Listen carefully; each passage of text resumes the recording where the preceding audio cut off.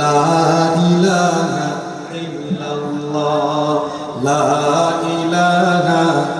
হুদাই এদেরকে আইন না এখানে এই ধরনের পরিবেশ ঝামেলায় ফেলে সার্কাসই ভালো।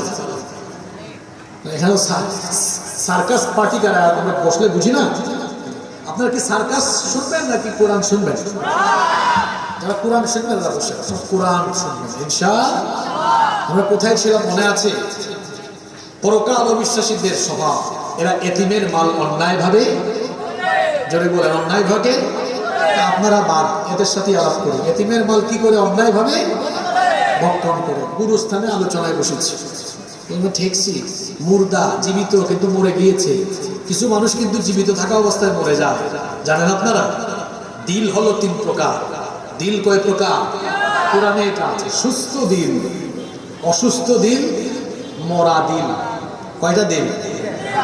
মুমিনের দিল সুস্থ থাকে, আর অসুস্থ দিল হলো মুনাফিকের, আর মরা দিল হলো কাফির। মরা দিল হলো কাফির। আমাদের দিল এটা কি রাখতে হবে? সুস্থ আছে তো? আল্লাহ জানে। ঘটনা ভাবছিলাম বলবো, ওইদিকে আর যাবো না।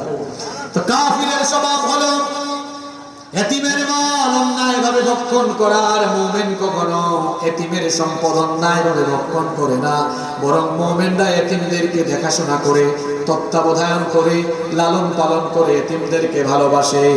এতিমদের সাথে কখনো দুর্ব্যবহার করবেন না, কারণ আমার নবী নিজে এতিম ছিলেন। সেই নবী বলেছেন, শোনো, আনা ওয়া কাফিলুল ইয়াতীমি ফিল জান্নাতি হাকাযা ওয়া দাম্মাস সাবাবাতি ওয়াল মুসতা। এই দুটো আঙ্গুল নবীজি একসাথে করে দেখিয়ে সাহাবীদেরকে বললেন, আমি আর এতিমের দেখাশোনাকারী ব্যক্তি, যে ব্যক্তি এতিম লালন পালন করবে, এতিম দেখাশোনা করবে, সেই ব্যক্তি আর আমি নবী কিয়ামতের দিন এইভাবে এক জান্নাতে অবস্থান করব। সেজন্য এতিমদের প্রতি দুর্ব্যবহার করবেন না সদ্ব্যবহার করবেন। এক সাহাবী এসে বললেন, ইয়া রাসূলুল্লাহ, আমরা বলি সাল্লাল্লাহু আলাইহি ওয়াসাল্লাম, আমার দিল পাথরের মতো শক্ত হয়ে গিয়েছে। দিল বড় শক্ত, দিল গলে না, চোখ দিয়ে পানি বের হয় না। আল্লাহর নবী বললেন, তুমি এতিম দেখাশোনা করবা, এতিম পেলে এতিমের মাথায় হাত বুলিয়ে দিবা, এতিমদের মাথায় স্নেহের পুরুষ যদি তুমি বুলিয়ে দাও, তোমার দিলকে যিনি নরম করে দিবেন তিনি কে?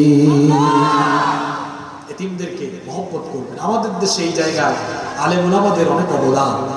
এই দেশে আলেম ওলামাদের প্রতিষ্ঠিত অনেক মাদ্রাসা আছে, আপনাদের মতো সাধারণ মানুষদেরও অনেক অবদান। এই যে আপনাদের এই এলাকায় হাফেজি মাদ্রাসার সাথে আপনারা কি রেখেছেন? এতিমখানা রেখেছেন। এই এতিমখানাগুলো যদি আমাদের দেশে না থাকতো, তাহলে এই এতিমরা ছোটবেলা থেকে প্রতিশোধ পরায়ণ হয়ে বড় হতো। সমাজের মানুষ যদি এতিমের দায়িত্ব না নেয়, তাহলে এতিমরা সমাজের মানুষের প্রতি ঘৃণা নিয়ে বড় হবে, আর বড় হওয়ার পরে এই সমাজ বিধ্বংসী যে কোনো কাজে সে সম্পৃক্ত হয়ে যাবে। আমাদের দেশে যারা নিজেদেরকে বুদ্ধিজীবী, প্রগতিশীল দাবি করে, দেখবেন কোনো বুদ্ধিজীবী, কোনো প্রগতিশীল তারা কোনো এতিমখানা পরিচালনা করে না, বরং আলেম ওলামারা এবং আপনাদের মতো সাধারণ মানুষরা এলাকায় এলাকায় এতিমখানা এস্টাবলিশ করে, সেই এতিমখানাগুলোতে আমরা এতিম ছাত্রদেরকে পড়াশোনা লালন পালনের বন্দোবস্ত করছি, ব্যবস্থা করছি, আলহামদুলিল্লাহ পড়েন। তবে অনেক জায়গায় এতিমখানায় কিন্তু বিজনেস হয়। অনেক মাদ্রাসাতেও এতিমখানায় 2 নম্বরই হয়। কিভাবে 2 নম্বরই হয়?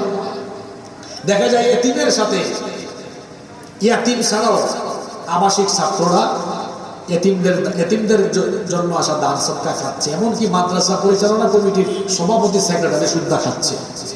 আপনাদের এলাকার কথা আমি বলছি না, অন্য এলাকায় এগুলা আছে, আছে কিনা বলেন? তাহলে এই যে এতিমের মাল খাওয়া, এটা কি ভালো স্বভাব? জোরে বলেন, ভালো স্বভাব? এরপরে আল্লাহ বলছেন, পরকাল বিশ্বাসী কাফেরদের আরেকটা স্বভাব হলো ওয়ালা ইয়াহুদ্দু আলা তাআমিল মিসকিন। এরা মিসকিনদেরকে খাবার প্রদানে নিজেকে উদ্বুদ্ধ করে না, খাবার দেয় না, কাউকে উৎসাহিত করে না। ইসলাম এত সুন্দর একটি জীবন ব্যবস্থা, আপনি নিজেই শুধু পেট ভরে খাবেন আর আপনার আশেপাশে মানুষ অভুক্ত থাকবে।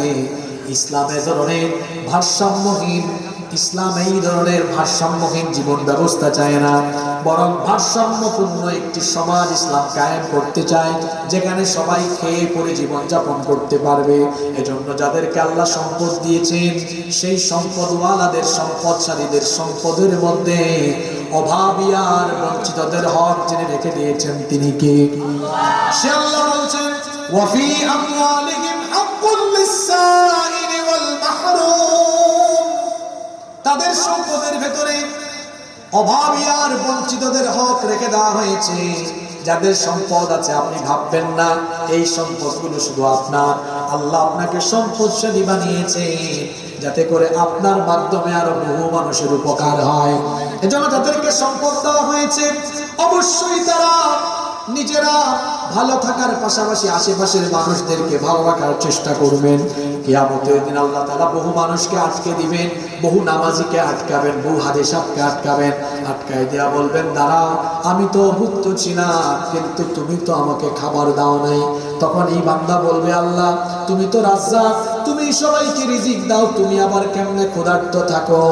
আল্লাহ তখন বলবেন, কেন? তোমার পাশের বাড়িতে অমুক যে ক্ষুধার্ত ছিল, তাকে তো তুমি খাবার দাও নাই। তাকে যদি তুমি খাবার দিতা, তাহলে আমাকে খাবার দেওয়ার মতোই হয়ে যেত। এজন্য আল্লাহ নবী বলেছেন, যখন রান্না করো, রান্নায় ঝোল একটু বাড়িয়ে দাও, যাতে প্রতিবেশীর বাড়িতেও পাঠানো যায়। আর আমার দেশের মানুষের, আমার সমাজের মুসলমানদের স্বভাব হলো নিজেই শুধু পেট ভরে খায়, নিজে পেট ভরে খাবে আর আশেপাশের মানুষ অভুক্ত থাকবে। এটা কখনো মুমিনের স্বভাব হতে পারে? এটা হলো পরকাল অবিশ্বাসী কাফেরদের স্বভাব।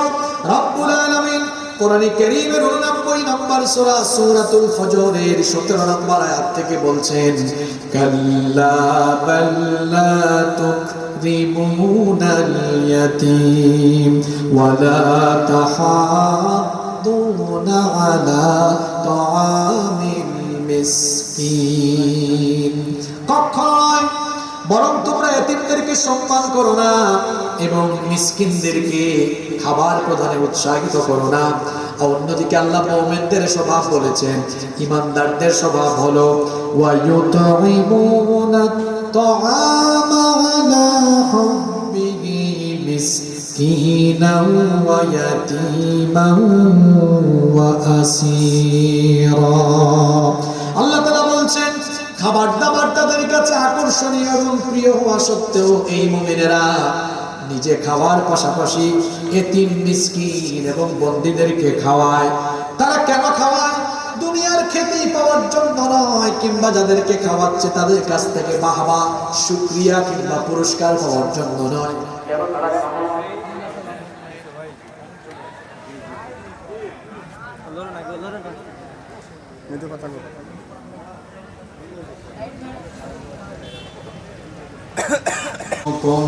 لوجه الله لا نريد منكم جزاء ولا شكورا। তারা বলে, আমরা তোমাদেরকে খাবার দেই, কেন দিই? আল্লাহর সন্তুষ্টির জন্য, তোমাদের কাছ থেকে কোনো পুরস্কার বা কৃতজ্ঞতা পাওয়ার জন্য নয়, বরং আমরা তোমাদেরকে খাবার দিচ্ছি কাকে সন্তুষ্ট করার জন্য? সে আল্লাহকে সন্তুষ্ট করার জন্য মাঝে মাঝে মানুষকে খাবার দিবে, মিসকিনদেরকে, অভাবী অসহায়দেরকে। তাহলে এই প্রথম 3টি আয়াতে পরকাল অবিশ্বাসীদের কয়টা খাসলতের কথা বলা হলো? 1, এরা এতিমদের সাথে ভালো আচরণ করে না দুর্ব্যবহার করে? কথা বলেন। 2, এরা মিসকিনদেরকে খাবার। পরের 4টা আয়াত, এটা কাদের ব্যাপারে? যদি বলেন কাদের ব্যাপারে? মুনাফিক কারা? কেউ যদি বলে, হুজুর হিন্দু দেখবো, কোথায় যাব? ভারত যান। কেউ যদি বলে, হুজুর খ্রিস্টান দেখবো, আমেরিকায় যান, ইংল্যান্ডে যান। কেউ যদি বলে, হুজুর আমি বৌদ্ধ দেখবো, ইসরায়েলে যান, সরি চীনে যান, মিয়ানমারে যান। ইহুদি দেখবো, ইসরায়েলে যান। কেউ যদি বলে, হুজুর মুনাফিক দেখবো, কোন জায়গায় যাবে? বাংলাদেশ। বাংলাদেশ লাগবে না গো ভাই, আপনার এই দাঁড়িয়াপুরেই অনেক মুসলমান নামধারী লোক মুনাফিকি করে করে বেড়াচ্ছে, বাংলাদেশ নিয়ে পড়ে আছে, এই প্যান্ডেলের ভিতরেই থাকে। মুনাফিক চিনা যায় না, কারণ কারো নাম মুনাফিক নাই। আছে? মুনাফিক চিনতে হয় খাসলত দিয়ে। কি দিয়ে? আর মানুষের মধ্যে সবচেয়ে নিকৃষ্ট কাজ কাফের, মুশরিক, হিন্দু, বৌদ্ধ, খ্রিস্টান, ইহুদি, অর্থাৎ কাফির মুশরিকদের চাইতেও কারা খারাপ? ফেরাউন, নমরুদ ও জাহান্নামের উপরে থাকবে। আর মুনাফিক কোথায় যাবে? জাহান্নামে। মুনাফিক চেনা যায় না, কারণ তার মাথায় টুপি আছে, দাড়িও আছে, নামাজের সামনের কাতারেও থাকে, কিন্তু তলে তলে ইসলাম আর মুসলমানদের ক্ষতি করে। কোরআনে কারিমে কাফিরের নামে সূরা আছে, মুমিনের নামেও সূরা আছে, মুনাফিকের নামেও। কাফিরের নামে একটা সূরা আছে না, কুল ইয়া আইয়ুহাল। এই সূরাটা কয় লাইন? কয় লাইন? আরে কথা বলেন, কয় লাইন? 2 লাইন। কিছু জিজ্ঞেস করলে বলবেন, মরার মতো বসে আছেন। আপনি বুঝেন কি বুঝেন না আমাকে বুঝতে হবে না। কাফিরের নামে সূরা আছে, এটা কয় লাইন? 2 লাইন। আপনি আমার মসজিদে আসবেন, যেখানে জুমা পড়াই দেবেন, খাতা কলম নিয়ে আসে, কথা তো বলেই বলে, লিখে শুদ্ধা নিয়ে যাবেন। মরার মতো আসছেন বলো, এখানে কিছু নিয়ে যাবেন না। কাফিরের নামে সূরা আছে 2 লাইন, মুনাফিকের নামেও সূরা আছে, এটা 1.5 পৃষ্ঠা। কয় পৃষ্ঠা?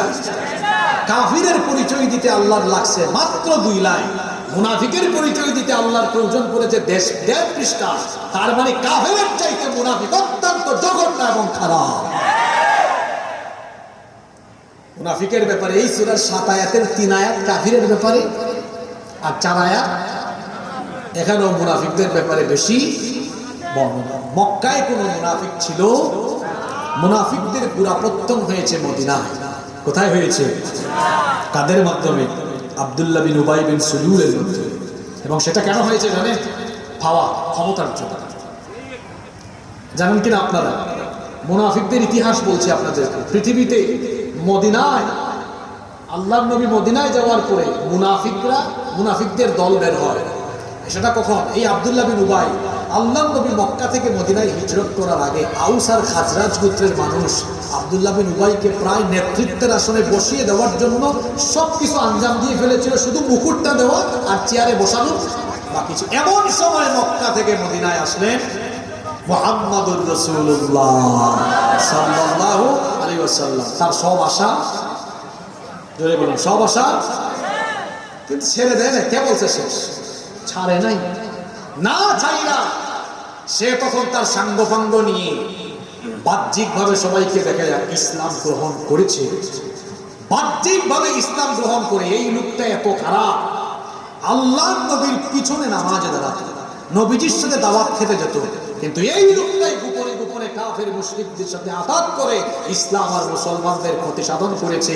1500 বছর আগে যেমন নামটা বড় সুন্দর, আব্দুল্লাহ নাম ধরে ইসলাম মুসলমানের ক্ষতি করেছে, এই 1500 বছর পরে এখনো আমাদের সমাজে অসংখ্য জায়গায় আব্দুল্লাহ, আব্দুল করিম, আব্দুল সত্তার নামের অসংখ্য লোক মুনাফিকি করে করে ইসলামের ক্ষতি করছে। মুনাফিক বড় খারাপ, তার কপালে মুনাফিক লেখা নাই, তার পিঠেও কোনো সাইনবোর্ড নাই, তাকে চিনতে হয় তার স্বভাব। এখন আপনারা বলবেন কোন কোন স্বভাবে চিনব? আসেন গো ভাই, এই যে তার স্বভাব পরের 4 আয়াতে বলেছেন কি? উঠাউঠির টাইম চলে গেছে, এখন যে উঠবে মানুষ বুঝবে তার সাথে এটা কমন করছে। কি পড়ছে? একটু আগে যারা উঠছে তারা জিতছে, কারণ একটু আগে কাফিরের আলোচনা ছিল। আমরা কেউ কাফির না, কেউ কাফির, কারণ আমরা সবাই আল্লাহকে বিশ্বাস করি কি করি না?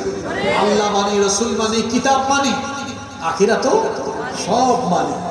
এখন মানার পরেও কারা কারা এই কাজগুলো করে না? পরের 4টা আয়াতে আসতেছে এই কাজগুলো করবে না যারা, এই কাজগুলো করবে যারা মুনাফিক হলো।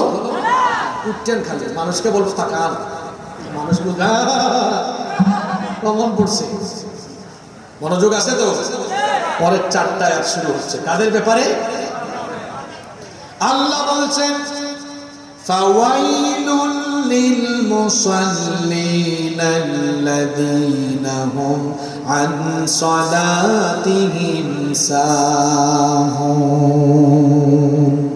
ফাওয়াইলুল লিল মুসাল্লিন, অতএব ওয়াইল, ধ্বংস নামাজীদের জন্য। আচ্ছা, ধ্বংস কাদের জন্য? আপনারা আমাকে জবাব দেন, নামাজ আদায় করলে কি মানুষ ধ্বংস হয়? জোরে বলেন, নামাজ আদায় করলে কি মানুষ ধ্বংস হয়? আল্লাহ দেখি এখানে বললেন মুসল্লিরা ধ্বংস। মুসল্লিরা আসলে কোন মুসল্লিরা ধ্বংস, এরপরের আয়াতে ব্যাখ্যা দেওয়া কোন মুসল্লি ধ্বংস। এবার আল্লাহ বলছেন ওই সব মুসল্লি আল্লাযীনা হুম আন সালাতিহিম সাহুন, যারা তাদের নামাজের ব্যাপারে উদাসীন থাকে, গাফেল থাকে। নামাজের ব্যাপারে উদাসীন যারা, ধ্বংস হলো তারা। নামাজের ব্যাপারে উদাসীন যারা মুমিন নয়, কি তারা? আরো জোরে বলেন, আরেকটু জোরে বলেন।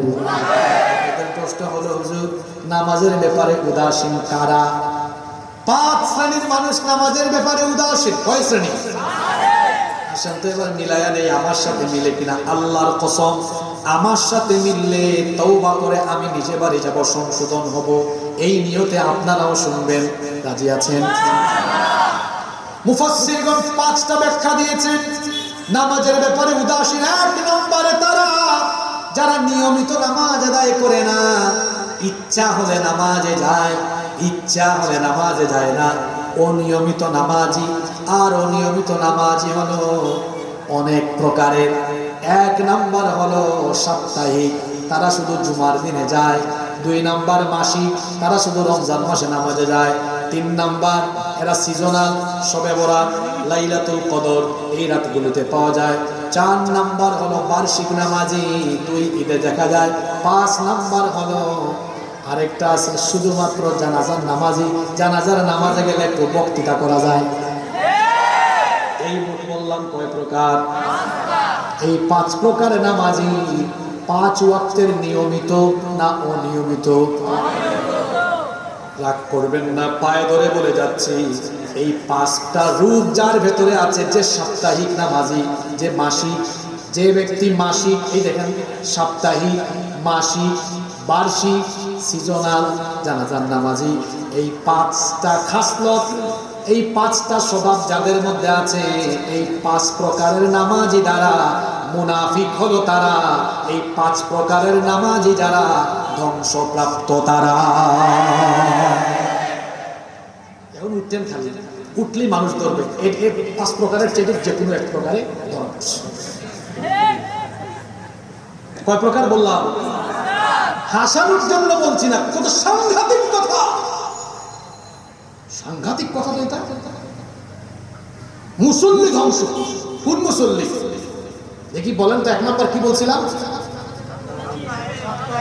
সাপ্তাহিক। 1 নাম্বার, আপনাদের এই দাঁড়িয়াপুর নওগাঁর মধ্যে সাপ্তাহিক মুসল্লি নাই। তারপরে রমজান মাসে শুধু আহারে হায় রে হায়, আমি রমজান মাসে মাঝে মাঝে অবাক হই, আমরা 5 ওয়াক্তের নামাজিরা রমজান মাসে পিছনেও জায়গা পাই না। এই ধরনের মাসিক নামাজি আছে না নাই? 3 নাম্বার বলেছি সিজনাল, সিজনে সিজনে। 4 নাম্বার বার্ষিক, 2 ঈদ ছাড়া দেখা যায় না। আমার বাড়ি সিলেটে, জানেননি আপনারা আমার বাড়ি যে সিলেট। আমি একবার বাড়িতে গিয়ে কিতা দেখি, আমি একবার বাড়িতে গিয়ে দেখলাম, গ্রামের বাড়িতে ঈদের সময় গিয়েছি, মসজিদ কমিটি বলল আমাদের বার্ষিক নামাজি কোথায়? আমি তাকালাম, বললাম হ্যাঁ, এটা আবার কোন ধরনের কথা? আমি জিজ্ঞেস করলাম বার্ষিক নামাজি মানে কি, ব্যাখ্যা কি? বলছে ওনারা শুধু 2 ঈদেই আসেন, আর ওনাদেরকে দেখা। মানুষকে জিজ্ঞেস করলাম আসলে কি তাই? সবাই বললেন হ্যাঁ। আপনাদের এলাকায় কি আছে এরকম? যেভাবে আসে বলছে কমন পড়ছে। তাহলে এই যে 5 প্রকারের নামাজি, এরা মুমিন না মুনাফিক? মুমিন না মুনাফিক? মুনাফিক হয়ে মরবেন না মুমিন হয়ে মরবেন? মুমিন কি? প্রশ্ন আছে না, মুমিন কে?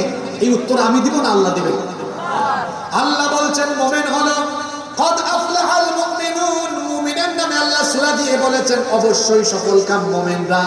ধারাবাহিকভাবে কয়েকটি কোয়ালিটি আল্লাহ বর্ণনা করে শেষ আয়াতে বললেন ওয়াল্লাযীনা হুম আলা সালাওয়াতিহিম ইউহাফিযুন। 5 ওয়াক্ত নামাজের হেফাজত করে যারা মুমিন হলো তারা। আর 5 ওয়াক্তের নামাজি যারা জান্নাতুল ফেরদাউসের মেহমান হবে তারা। এখন বলেন তো আমরা মুনাফিক হয়ে মরতে চাই না মুমিন হয়ে মরতে চাই? তাহলে এই যে আজকে ফজরের নামাজ সামনে আসতেছে, যদি বেঁচে থাকি ফজরের নামাজটা যদি আদায় না করি আমি কি মুমিন থাকবো নাকি? জোরে বলেন। তাহলে আল্লাহ বলছেন ফাওয়াইলুল লিল মুসাল্লিন, ধ্বংস নামাজিরা কারা? আল্লাযীনা হুম আন সালাতিহিম সাহুন, যারা নামাজের ব্যাপারে উদাসীন। এই আয়াতের ব্যাখ্যা কয়টা? 5টা। একটা হলো যারা মাঝে মাঝে নামাজে আসে, মাঝে মাঝে নামাজে আসে যারা মুনাফিক হলো তারা। এখন বলেন আমরা কি মাঝে মাঝে মসজিদে যাব না সব সময়? আজকে থেকে 5 ওয়াক্ত নামাজ আর ছাড়বো না। কারা কারা হাত তোলেন? ইমাম সাহেব হুজুর কোথায়? ইমাম সাহেব হুজুর আছেন? ভাই আপনি দেখে রাখেন, এত মানুষ হাত তুলছে, হাত নামান, আল্লাহ কবুল করেন। আমার বিশ্বাস সবাই কথা রাখবে ইনশাআল্লাহ। না রাখলে আমি কি করতাম? আমার কোনো অসুবিধা নাই। আল্লাহ বলেছেন ফাযাক্কির ইন্নামা আনতা মুযাক্কির, উপদেশ দেন। নবীকে বলছেন উপদেশ দেন, আপনি তো উপদেশদাতা। লাস্তা আলাইহিম বিমুসাইতির, পিটাইয়া সাইজ করে কেউ আনতে পারবেন না। শুনলে শুনুক, না শুনলে নাই। এখন যদি না শুনে আল্লাহ বলছেন কিয়ামতের দিন বলবো ফেরেশতাকে খুদু হয়ে দাও ফাগুল্লুহু, ডান্ডা মেরে লাগা, শিকল পরা। কয় হাত? হুম্মা ফি সিলসিলাতিন যারউহা ৭০ যিরাআন ফাসলুকু, আল্লাহ বলবেন এই বেনামাজিকে ধর, শিকল পরা, ডান্ডা মেরে লাগা, তারপর জাহান্নামের আগুনে ফেলে দে। আপনি নামাজ পড়বেন না, কিয়ামতের দিন আল্লাহ তাআলা আপনারে বুঝি খুব আদর দিবে গো। খুব আদর দিবে নাকি?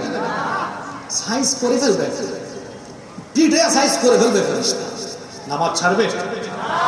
জোরে বলেন নামাজ ছাড়বেন? আল্লাহ মরার আগ পর্যন্ত প্রতি ওয়াক্তের নামাজ জামাতে আদায়ের তৌফিক দাও। তাইলে নামাজের ব্যাপারে উদাসীন কারা? 1 নাম্বার অনিয়মিত নামাজি যারা। 2, কিছু মানুষ আছে নামাজ 5 ওয়াক্তই পড়ে কিন্তু সেও মুনাফিক।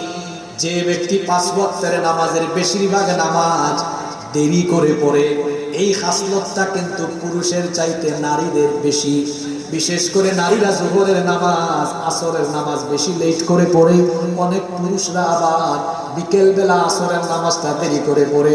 নামাজ যে ব্যক্তি দেরি করে পড়ে ওই ব্যক্তিকেও মুনাফিক বলেছেন মুহাম্মদ সাল্লাল্লাহু।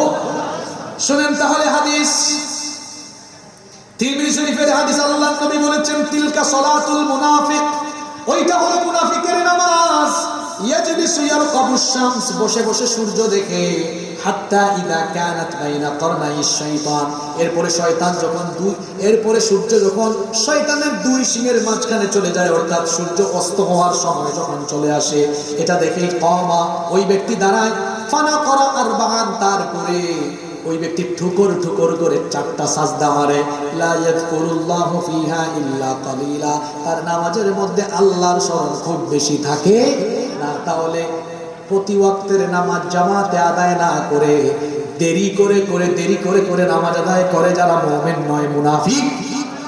মনে থাকবে 1 নাম্বার কি বলেছি বলেন তো? নিয়মিত না অনিয়মিত? অনিয়মিত নামাজ, এরা কি মুমিন না মুনাফিক? 2, নামাজ দেরি করে। 3, এদের নামাজে কোনো খুশু নাই। Keep in your mind, fearless salat has no value. খুশুবিহীন নামাজের কোনো মূল্য আল্লাহর কাছে। এটা বোঝানোর জন্য একটা উদাহরণ, আমার একটা ঘটনা মনে পড়লো ইউনিভার্সিটি লাইফে। আমাদের এক স্যার ছিলেন, তিনি এখন কানাডায় আছেন। সম্ভবত এটা 3rd সেমিস্টার ছিল, কোন একটা কোর্স স্যার আমাদেরকে পড়াতেন। মিড টার্ম পরীক্ষায় এক ছাত্র 50 পাতা লিখেছে। কত পাতা? 50 পেজ লিখে স্যার তাকে নাম্বার দিয়েছেন 01, 1 পেজ। কত? আর বাকি ছাত্ররা, আমার মনে আছে আমি সেই পরীক্ষায় হয়তো সর্বোচ্চ 6 বা 6.5 পাতা লিখেছি। মিড টার্ম পরীক্ষা আমাদের সময় 30 মার্কসের হতো, 29 পেজ। আরও পাইছে কত? জোরে বলেন কত? স্যার খাতা নিয়ে আসলেন, আমাদেরকে দেখাচ্ছেন, বললেন তারে 1 দিয়েছি, এটা দয়া করে দিয়েছি, এত কষ্ট করে 50 পাতা লিখলো। কি লিখেছে? প্রশ্নের সাথে উত্তরের কোনো মিল। নামাজের কোয়ান্টিটিটা গুরুত্বপূর্ণ নয়, কোয়ালিটি গুরুত্বপূর্ণ। কথাটা কি বললাম? কোয়ান্টিটি, পরিমাণ, কত বেশি নামাজ, কত রাকাত করেছেন এটা গুরুত্বপূর্ণ নয়, নামাজটা কত কোয়ালিটিফুল নামাজ হলো এটা গুরুত্বপূর্ণ।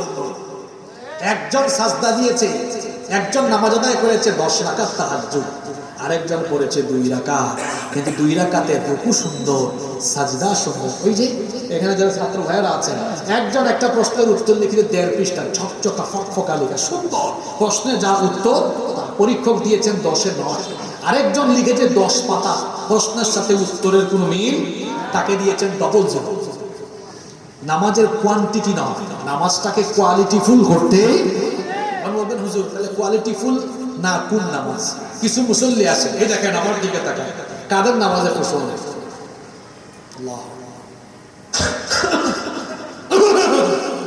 আরে নগায় মনে এগুলো নাই, এদের নাম কুতানি মুসল্লি।